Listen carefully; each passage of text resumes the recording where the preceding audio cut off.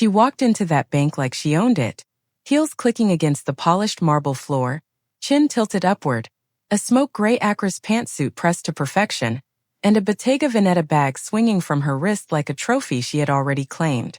Margaret Calloway was 63 years old, and she had spent every single one of those years getting exactly what she wanted: husbands, social standing, board memberships, invitations, silence from people who knew better than to challenge her.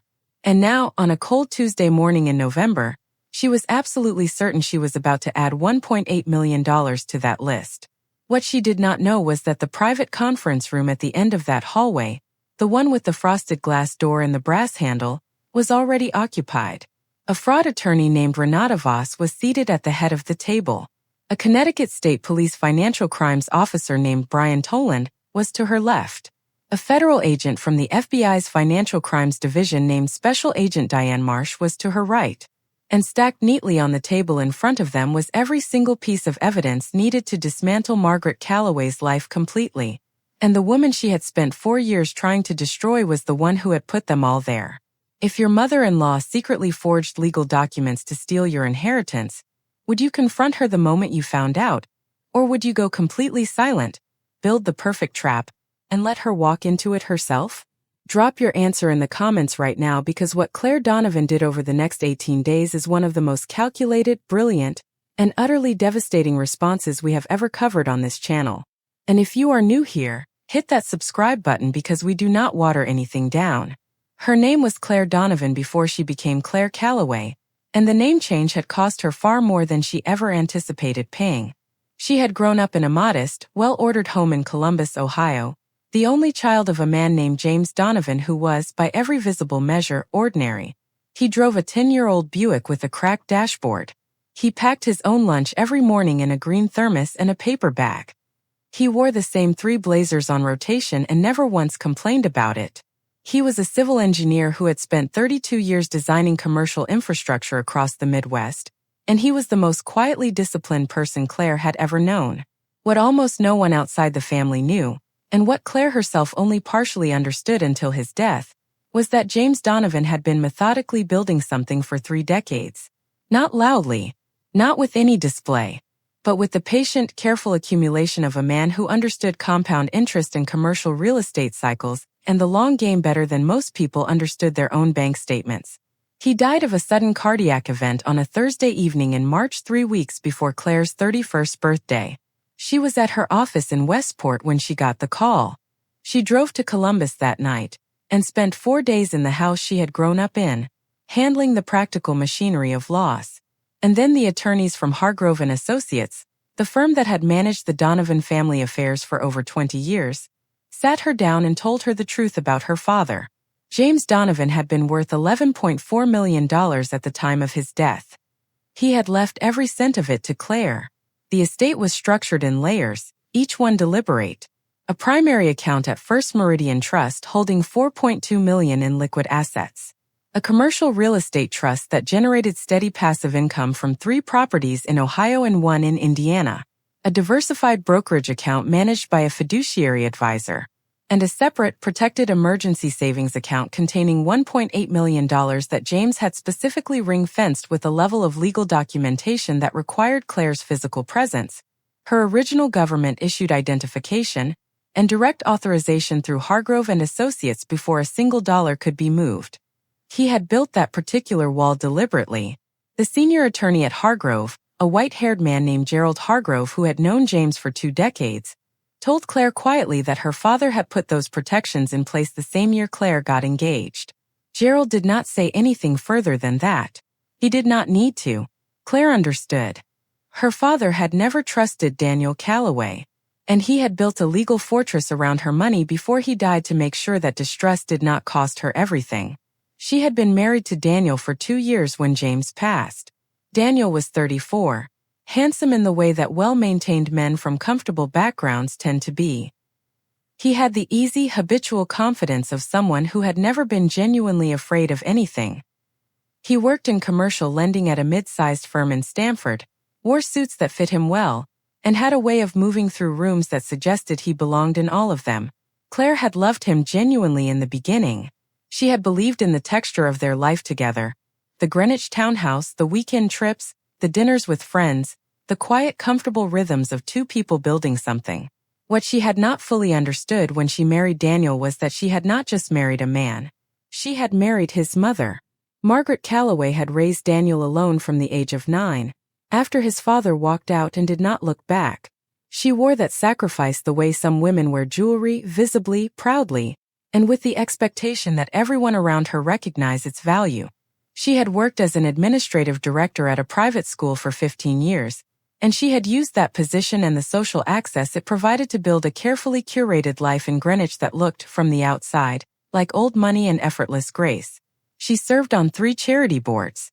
She attended the right events. She wore good clothes and said the right things and maintained the kind of social presence that required constant, invisible work to sustain. She was also the most controlling person Claire had ever encountered. She called Daniel every morning at 8 o'clock sharp. She arrived at their home without calling ahead, letting herself in with a key Daniel had given her before the wedding and never asked back for. She rearranged Claire's kitchen cabinet organization because she felt it was inefficient.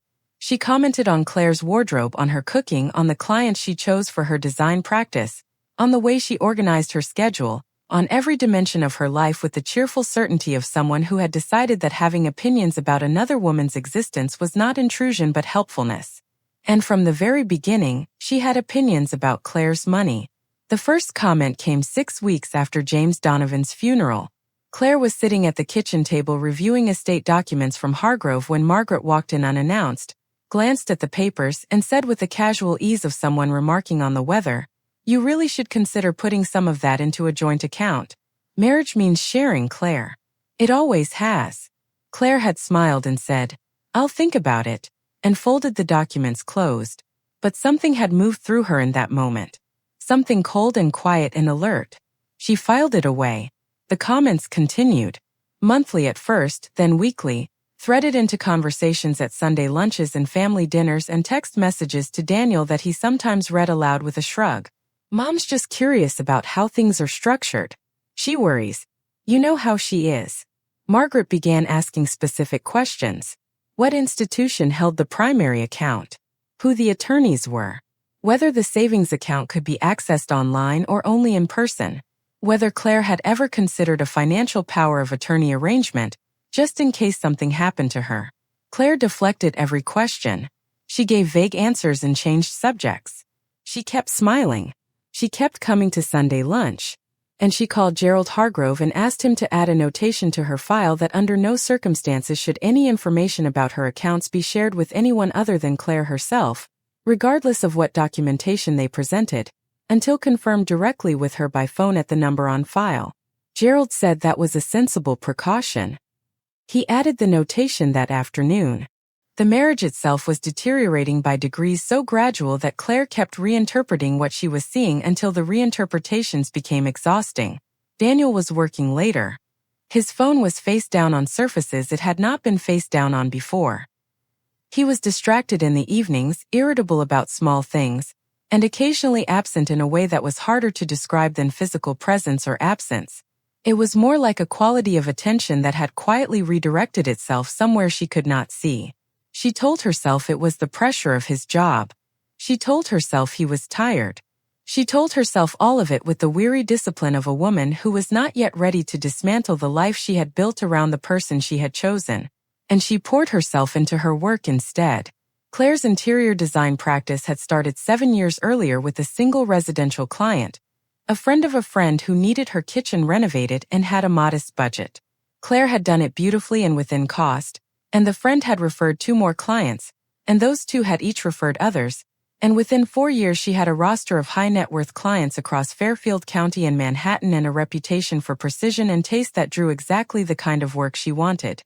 She had opened her office in a converted Victorian on a tree-lined street in Westport and had designed the interior herself, every detail of it, and it was the one space in her life that Margaret Calloway had never touched, never commented on, never attempted to reorganize. It was there on a gray Wednesday afternoon in early November that Claire Donovan's life cracked open. She had left a client consultation early because the appointment had been rescheduled at the last minute. She walked into her office carrying a leather portfolio case and a coffee, and found her assistant Priya standing near her desk with an expression Claire had never seen on her before.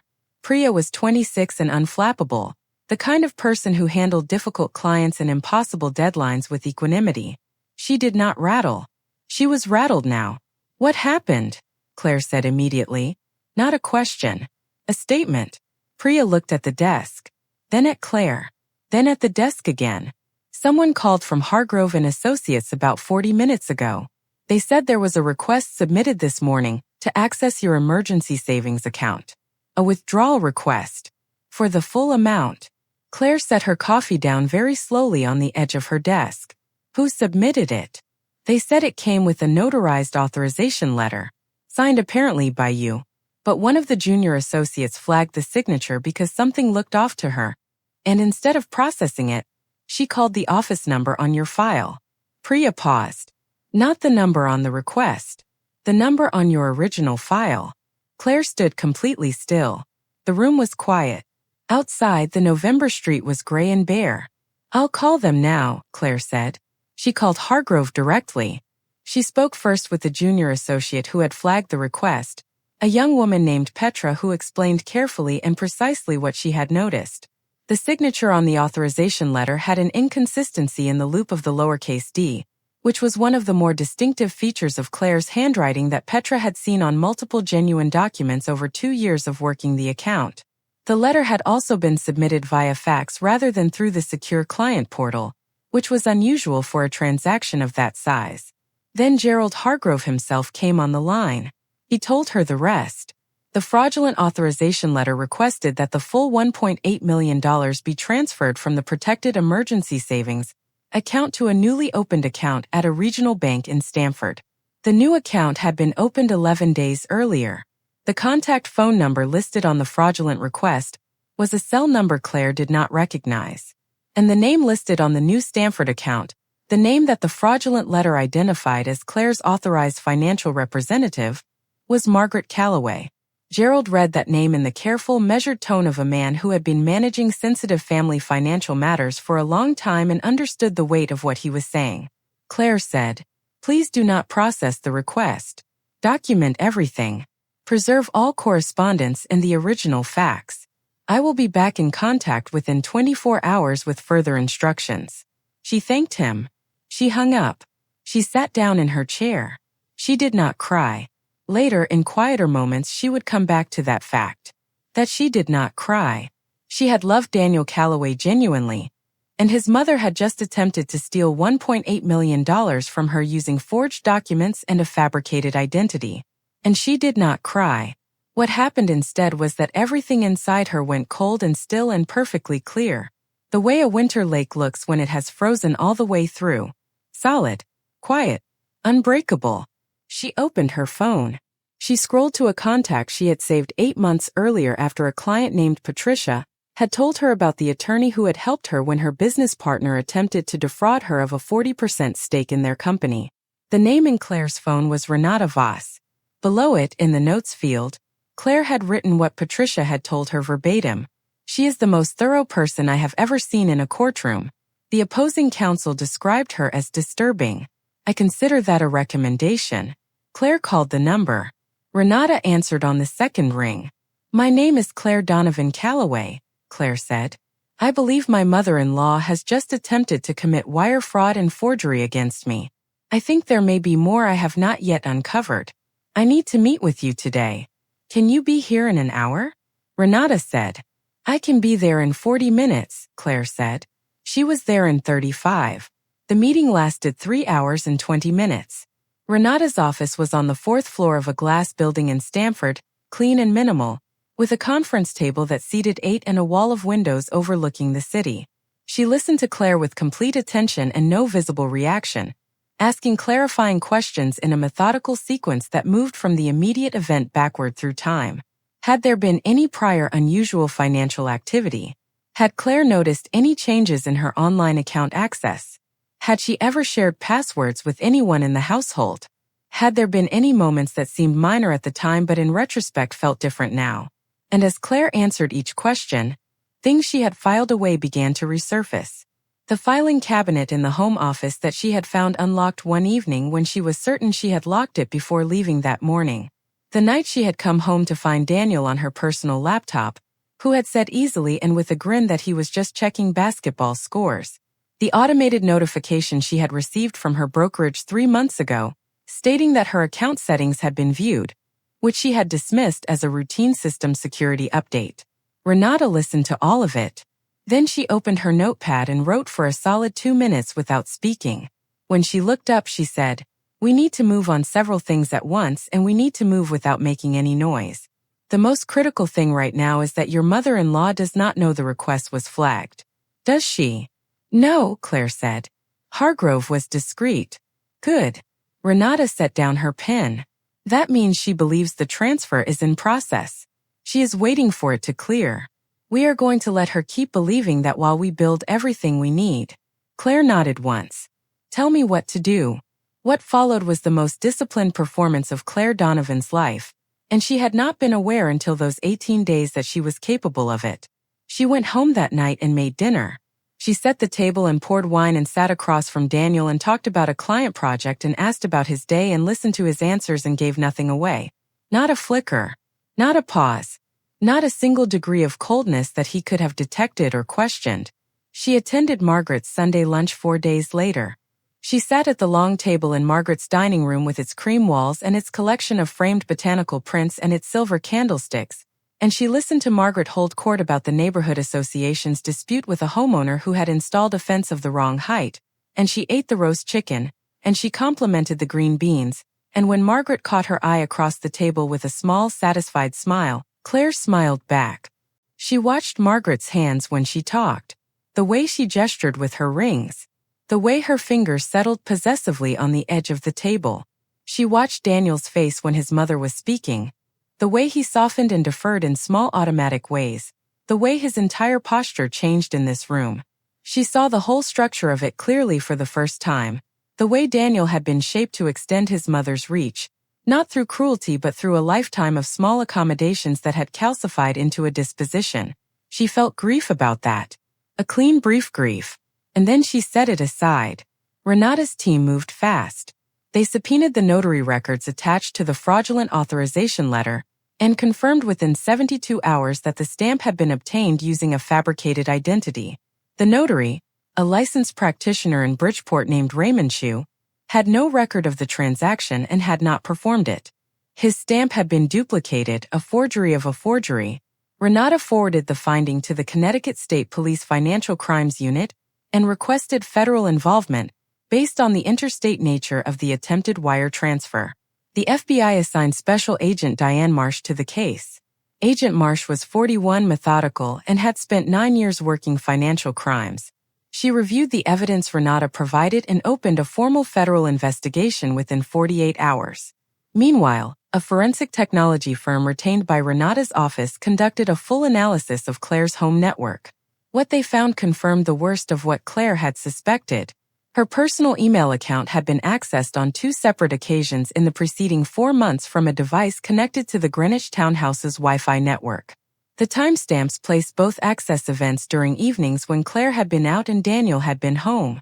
The email account had been browsed, not downloaded, but the browsing had included the inbox folder containing account notifications from Hargrove and Associates, and a subfolder Claire had labeled estate documents where she had stored scanned copies of her father's estate paperwork, including the legal structure of the protected savings account.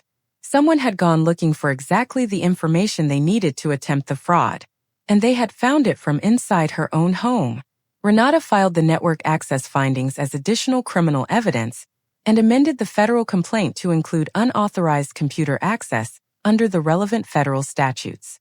She also retained a handwriting forensic analyst from a firm in New York who examined the forged signature on the authorization letter and produced a 30-page report identifying 14 specific markers that distinguished it from Claire's genuine signature, including deviations in pen pressure, letter proportions, and a characteristic rightward slant in Claire's authentic handwriting that the forger had failed to replicate consistently. The evidence was, in Renata's words, stacked. And through all of it, Margaret Calloway was texting her son. Claire had obtained legal authorization to monitor Daniel's phone in connection with the ongoing investigation. The messages began arriving in the third week of the plan. Margaret first, terse and impatient. Has it cleared yet? Check with your contact at the bank. Then 3 days later, a single line, call me. We need to discuss the timeline. Daniel's responses were brief and increasingly anxious. Not yet. I will check. And then 5 days before the Tuesday she chose to go to the bank herself. I think there might be a processing delay. Give it a few more days. There was no processing delay. The account had been frozen by Hargrove on the day Claire called them. But Margaret did not know that. And her impatience, the fundamental impatience of a woman who had always gotten what she wanted and could not tolerate waiting, drove her decision to go to the bank in person and force the matter through. She chose Tuesday because Daniel had a morning meeting and would not be available to question her plan. She dressed carefully.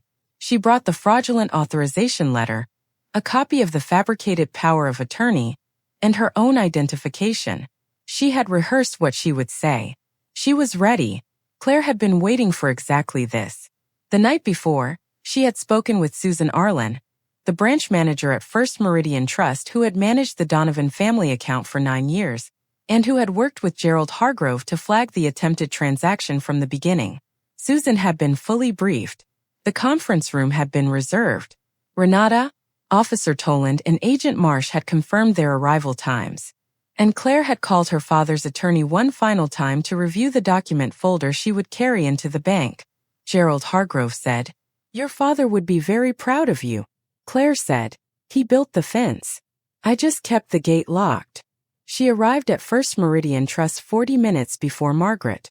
She went directly to Susan Arlen's office, which had a secondary monitor showing the lobby camera feed. She sat down, set her folder on her knee, and waited. At 9:47 in the morning, Margaret Calloway walked through the bank's front entrance. She looked exactly as Claire had known she would look. Composed. Authoritative. Certain. She approached the customer service desk with the ease of someone who had never been refused anything in a professional setting, and she announced herself clearly and identified the purpose of her visit. The representative asked her to wait, smiled pleasantly, and went to find the branch manager. Margaret sat in one of the leather chairs in the waiting area and crossed her ankles and checked her phone. She appeared to be reading something. She appeared, from the camera feed, to be entirely at peace. She even glanced up once and smiled at a young couple nearby who were reviewing mortgage documents with an advisor. Susan Arlen walked back into her private office where Claire was sitting. "She's here," she said quietly. Claire stood. She picked up her folder. She straightened her dress, which was navy and wool and fit her precisely. She took one breath. "Is everyone in the conference room?"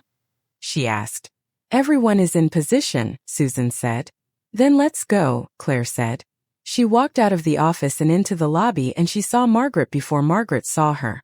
She had a moment of watching her mother-in-law unobserved, seeing her in the leather chair with her expensive bag and her pressed suit and her absolute composure, and she felt the full weight of the last 4 years settle into something solid and clear. All of it. The Sunday lunches. The comments. The rearranged cabinets. The questions about the accounts. The text messages. The forged signature on a document that was supposed to empty her father's gift to her. All of it had led here. Margaret looked up. She saw Claire, and for one fraction of a second something moved across her face, a flicker of genuine surprise, before her expression reorganized itself into a controlled and pleasant smile.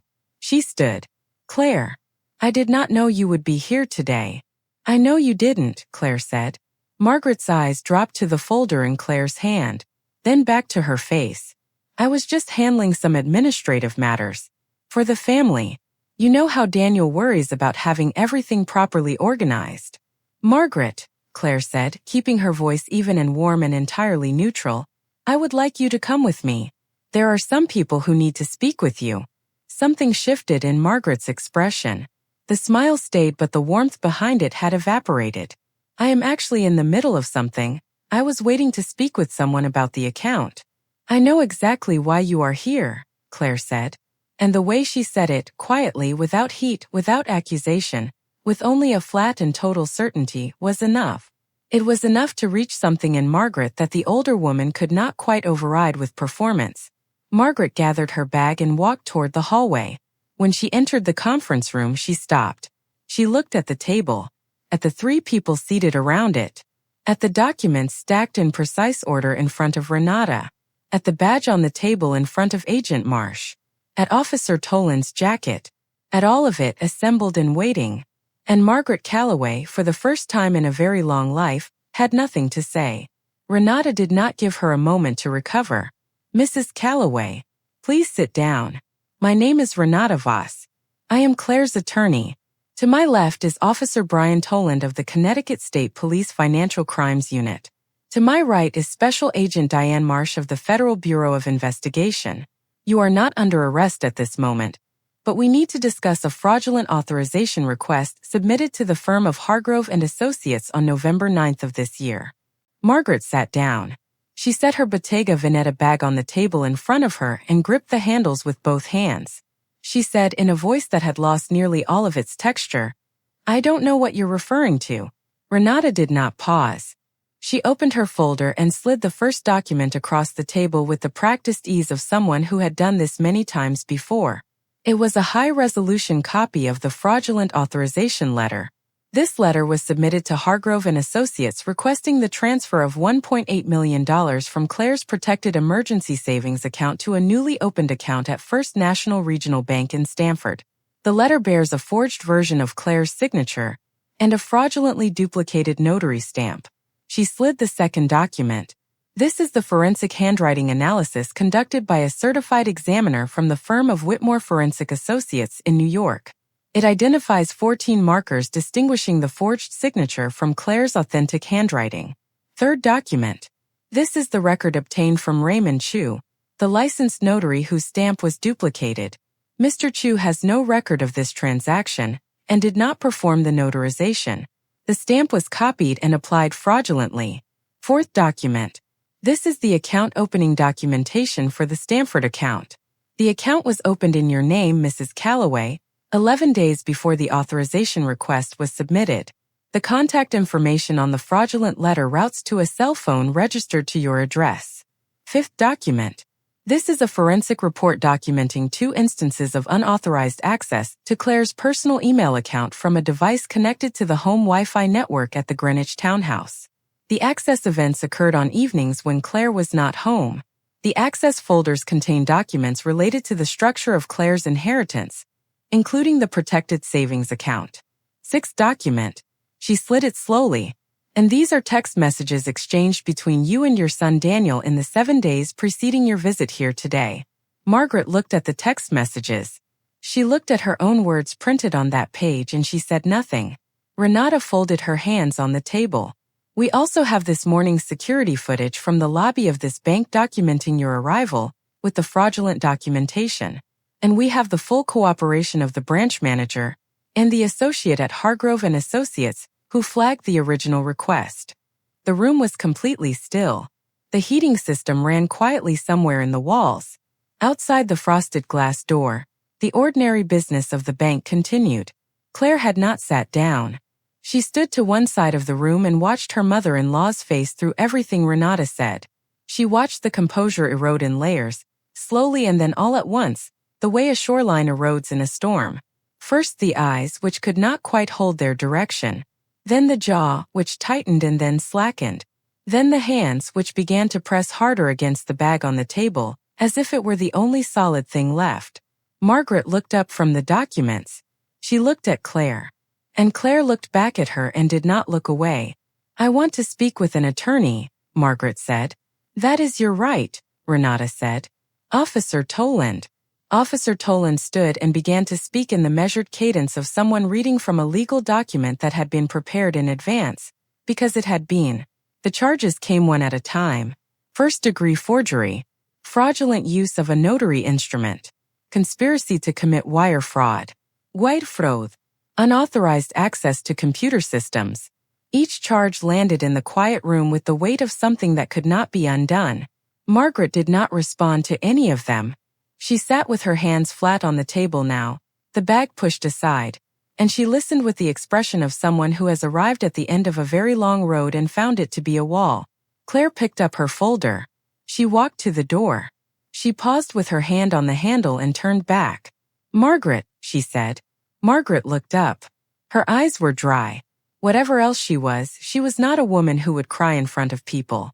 Claire had always known that about her. "My father built what he built so that I would always have something no one could take from me," Claire said.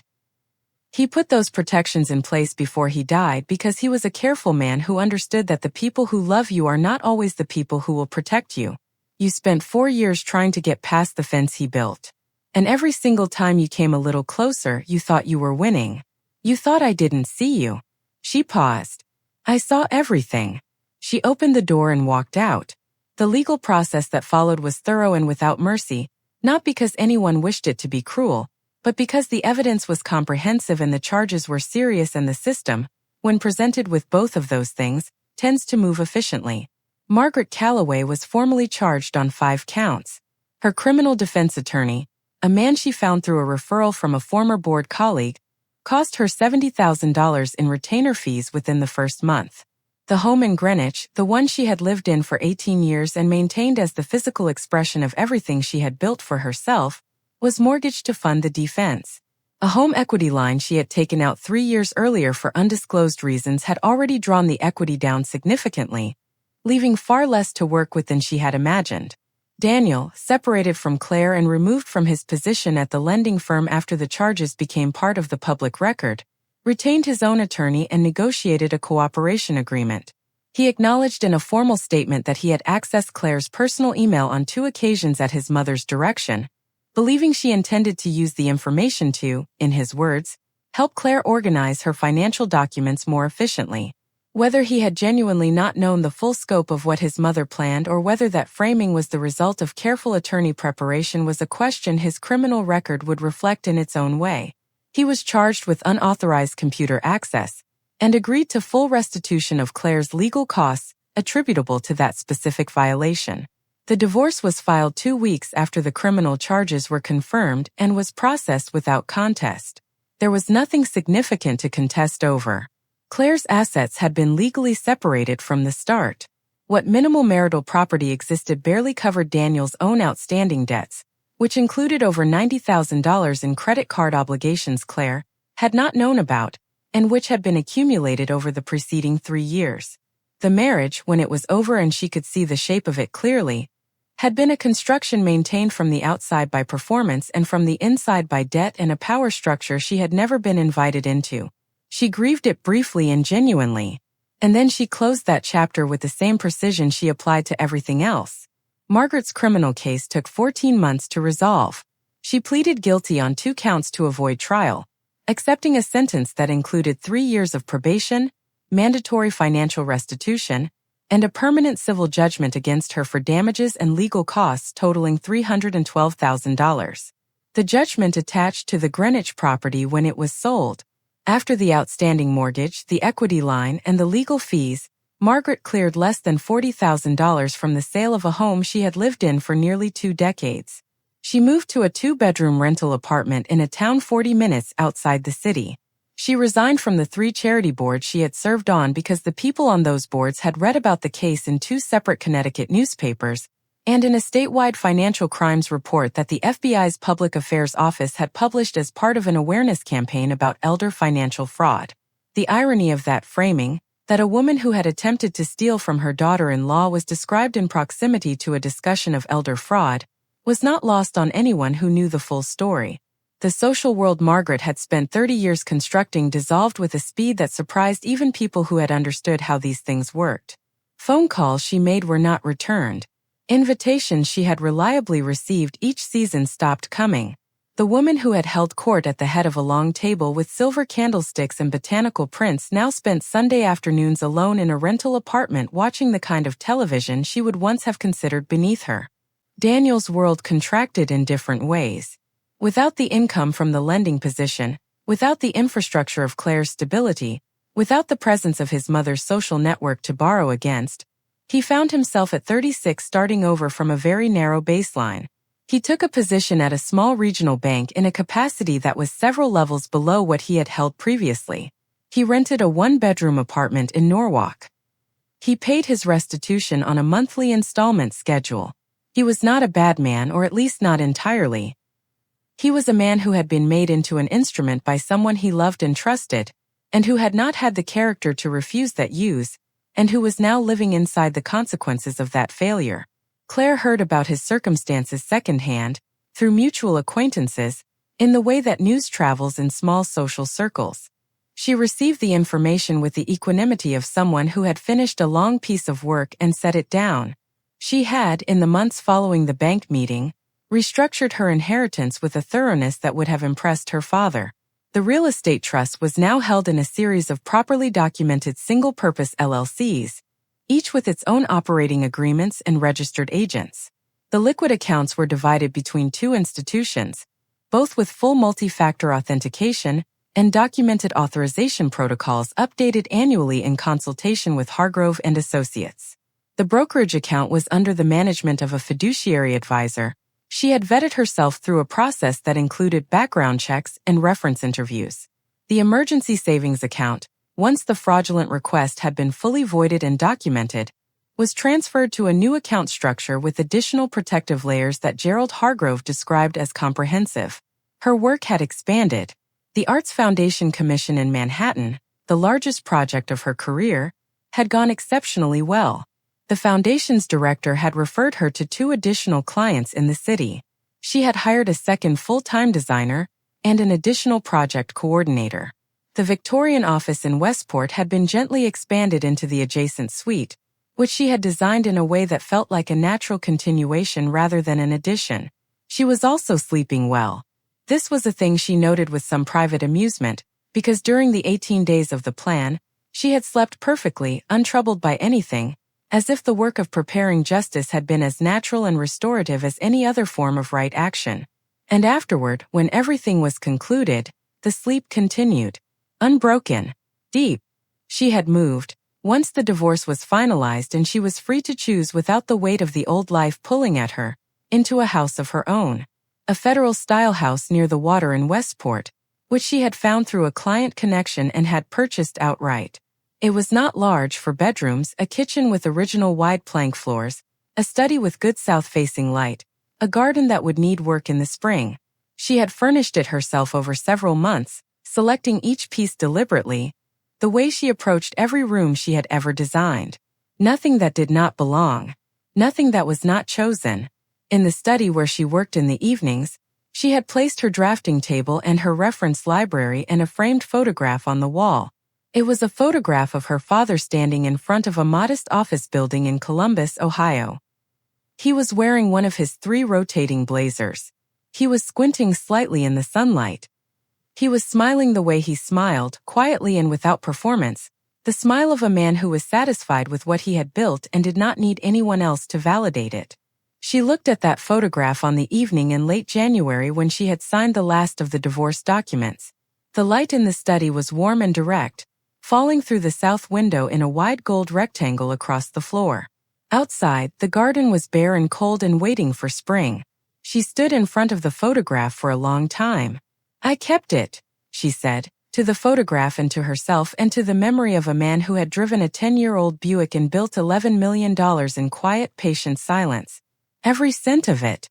I kept everything you built for me and I made it stronger and I am fine. I am completely fine." She made herself tea. She sat at her drafting table with the new project files spread open in front of her. She worked until 10 o'clock. Outside the window, the winter street was quiet and the harbor beyond it was dark and still. She had a 9 o'clock meeting in the morning with a new client who had been referred by the Arts Foundation. A penthouse renovation on the Upper West Side. The client had a good eye and a serious budget, and had said on the phone that she wanted the space to feel like something that had been built with intention rather than assembled from a catalog. Claire knew exactly what that meant.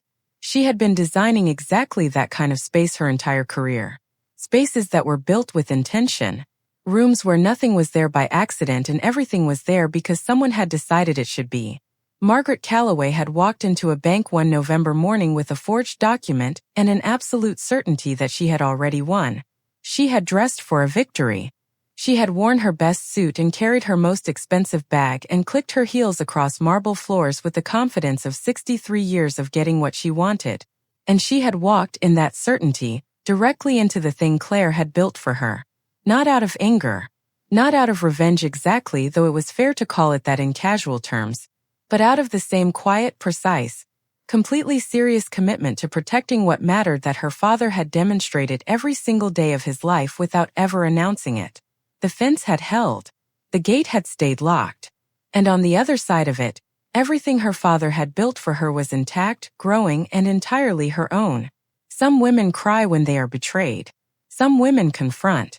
Some women absorb the blow and carry it quietly and tell themselves it is fine when it is not fine. Claire Donovan had done none of those things. She had picked up the phone. She had called Renata Voss. She had sat across a table from a fraud attorney and 2 federal investigators, and she had said, clearly and without drama, "Here is everything. Here is the evidence. Here is what I need you to do with it." And then she had gone home and made dinner and set the table and smiled across it at the man who had let his mother use him as a key to her life for 18 days. And then she had walked into a bank and pulled out one folder and let the world rearrange itself around the truth. She finished her tea. She closed the project files. She turned off the light in the study and walked down the hall to the bedroom that faced east, toward the harbor, toward the water that was dark and quiet and entirely indifferent to the small human dramas playing out on its shore. She got into bed. She closed her eyes. She slept without difficulty. She always did now. There is a particular kind of woman who mistakes silence for weakness, who reads patience as passivity, who looks at a person who is not fighting back and concludes that the person cannot fight back, rather than considering the far more dangerous possibility that the person is waiting, that the person has already decided what they are going to do and simply has not done it yet, that the silence is not surrender but preparation, the way a winter field is not empty but full of everything that will emerge in spring. Margaret Calloway had made that mistake. She had looked at Claire Donovan across Sunday lunch tables for 4 years and seen a woman who smiled and deflected and changed the subject and never once raised her voice, and she had read that woman as someone who could be managed, someone who could be navigated around, someone who, with enough patience and enough preparation and the right forged document submitted on the right Tuesday morning, could be separated from her father's gift and never know it was gone until it was too late. She had been wrong about every part of that. Claire Donovan was not a woman who was unaware. She was a woman who was watching. There is a profound difference between those two things, and it is a difference that Margaret, for all her decades of social intelligence and careful maneuvering, had failed to appreciate. She had looked at a woman who said nothing and concluded she was looking at nothing. She was looking at a woman who had already called her attorney.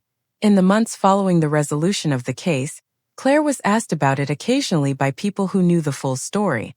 A close friend named Vivian, who had known Claire since college and who had sat with her through 2 long phone calls during the 18 days of the plan, asked her once how she had managed to go to that Sunday lunch, how she had sat across the table from Margaret knowing what she knew and eaten the roast chicken and complimented the green beans. Claire thought about it for a moment. Then she said, "It was not actually that difficult. By the time I sat down at that table, I had already made every decision that mattered. The hard part was not the lunch. The hard part was the 40 minutes in Renata's office when I had to decide how I was going to respond to what had happened. Once I made that decision, everything else was just execution." Vivian had looked at her for a long moment and then said, "Your father raised you exactly right." Claire had smiled. He really did. James Donovan had never once told his daughter to fight. He had never used that word. What he had told her many times in different forms was to understand what she had, to know its value, to protect it carefully, and to never let anyone make her feel that something that belonged to her was not entirely her own. He had said that to her when she was 12 and had let a classmate take credit for a school project she had built herself. And he had said it when she was 24 and had accepted less than her work was worth from a client who had taken advantage of her politeness. And he had said it indirectly through every legal protection he had built around her inheritance, through the fence he had constructed before he died. She had listened. She had remembered. And when the moment came, she had known exactly what to do. The new house in the spring was beautiful. The garden came alive with the kind of patient abundance that cold climate gardens produce when winter finally releases them. She hired a landscape designer, which she found privately amusing, an interior designer hiring a landscape designer. But she had always known her limits and outdoor spaces were genuinely beyond her expertise. The designer, a quiet, thorough man named Marcus, transformed the bare cold garden she had purchased in January into something generous and specific by May. She had dinner parties that spring. Small ones, 4 or 6 people, in the dining room with the wide plank floors and the light that came in warm and lateral in the evenings. She cooked, which she had always been better at than she had allowed herself to believe during the years of being quietly criticized for it. She opened good wine. She had conversations that lasted past midnight. She was happy, not in the frantic, effortful way of someone who is trying to demonstrate their happiness, but in the quiet, settled way of someone who has built a life that fits them, room by room, choice by choice, with intention rather than accident. She did not think about Daniel or Margaret often. When she did, it was with the mild, distant curiosity one might feel about a chapter in a book that had ended several hundred pages ago. They were part of the story but not the story. The story was what came after. The story was the work in the house and the garden coming alive in May and the folder she had carried into that bank and set on the table and let speak for itself. Her father had built the fence. She had kept the gate locked. And everything on the other side of it, all $11.4 million of it, the liquid accounts and the real estate trust and the brokerage portfolio and the emergency savings account that Margaret Calloway had tried and catastrophically failed to empty, was intact and growing and protected and entirely irrevocably her own. Some stories are about revenge. This one was not really. Revenge is reactive. It is shaped by the wound. What Claire Donovan had done was something different. She had looked at what had been attempted against her, and she had responded not with emotion but with architecture. She had built something. A case. A legal structure. A set of documented facts arranged in the most effective possible sequence, and delivered to the people best equipped to act on them. She had done what her father had taught her to do with everything that mattered. She had protected it. And that, in the end, is the thing Margaret Calloway had never understood about the woman she had spent 4 years underestimating. She had assumed that Claire's stillness was the stillness of someone with nothing underneath it. She had never considered that it might be the stillness of someone who had everything she needed, and was simply, patiently, waiting for the right moment to show her hand. The moment came on a Tuesday in November. Margaret had worn her best suit for it. She had rehearsed her lines. She had clicked her heels on the marble floor and carried her expensive bag and smiled at strangers in the waiting area. And at the end of the hallway, in a conference room with a frosted glass door, a fraud attorney and 2 federal investigators had been waiting for her. And so had the woman she had tried to rob. And so had one folder. And that was all it took.